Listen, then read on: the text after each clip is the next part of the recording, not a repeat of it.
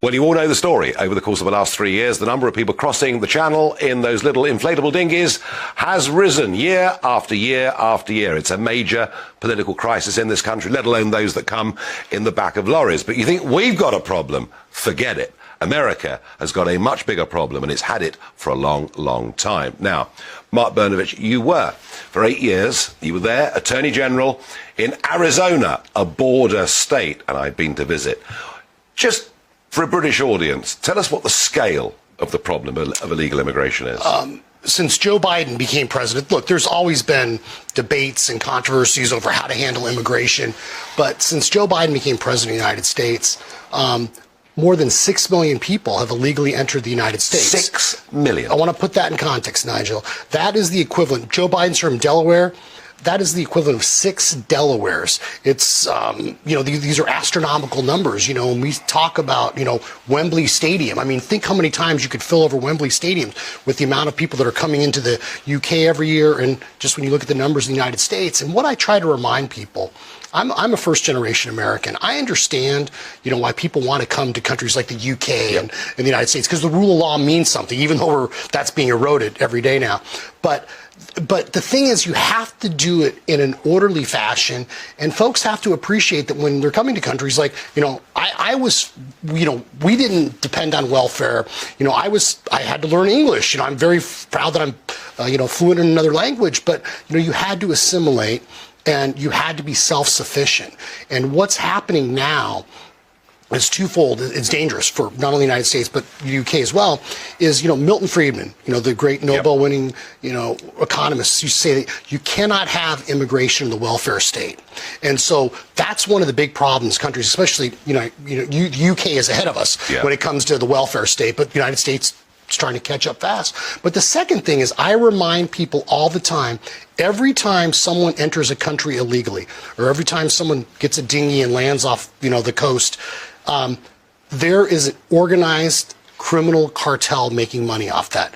In Arizona, in Texas, it's the Mexican gangs that are making record amount, billions of dollars of profit. So they're not only smuggling people, they're smuggling drugs, and they're undermining the quality of life. And inevitably, when people are helping people smuggle into the United Kingdom, eventually they're going to be smuggling drugs and other things, and they're enriching themselves, which will undermine democratic institutions. It's a double problem, isn't it? Because not only are the traffickers making money out of this, but some of those who come into our country, and I'm sure it's the same with yours, will join criminal gangs once they've come into this country, compounding a problem that already exists. Donald Trump won in 2016.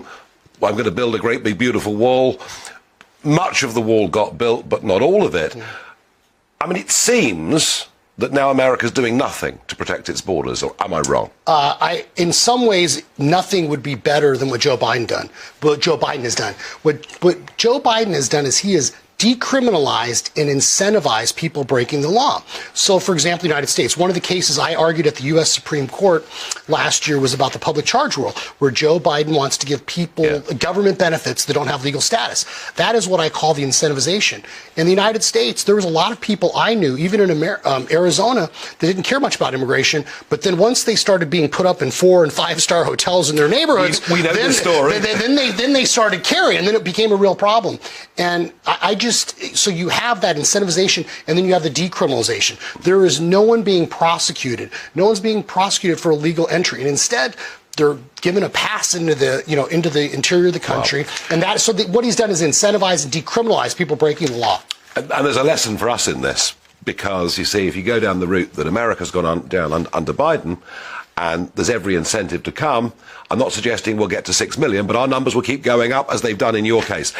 Now, Mark, you've been at the centre of the most enormous controversy over the course of the last 2 or 3 years. And this is all over, amazing we're even having this discussion in the 21st century, but over election integrity.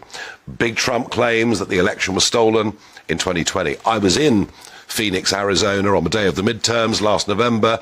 Huge queues outside polling stations, a not fit for purpose system. I mean, just give us a view as a legal officer. Is Trump, and Trump, by the way, has changed his tune now slightly. Is it wrong to say the election was stolen in November 2020? Well, there, as the Attorney General, what I've systematically said is that you deal in facts and evidence and what is admissible in the courtroom. And someone may say something or may think they know something, but what can you actually prove and what can you do?